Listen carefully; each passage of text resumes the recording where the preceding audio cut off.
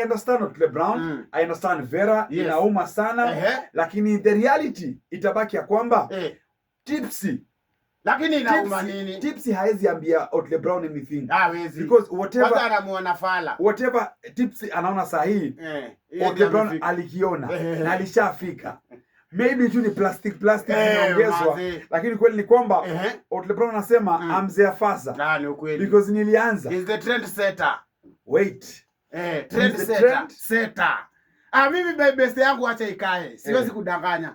Ati niruke hapa penye nilikuwa naona Tony Mwirigi anaruka. Mpaka Wakenya wote wanajua. Kwani niko na option kidogo aje basta. Anyway, kunywa Brufen and move on. Ni ukweli. Ndivyo Otile Brown ameambiwa naye Vera Sidika.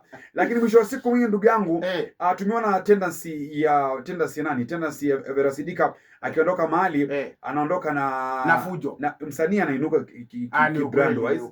We have to agree. Hata ako na kismat. Somehow even brand ya Otile Brown ilinuliwa kidogo na Vera.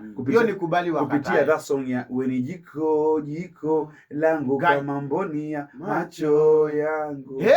Nitakwambia jiko ilizima. So at the end of the day, kila mtu ambaye anakuwa na mahusiano na Vera Sidika, one way or the other, huwa imeinuka. Ni ukweli. Imeinuka in that area. Now we're waiting to see for Tipsy G. If kutakuwa na difference ama atabaki pale. So let's wait and see mtu wangu. In the meantime, kibao kinigia wani. Tipsy and Veras. The Tipsy. Wao watakuwa wanaitwaje vile kuna ile the Kabis family Tipsy.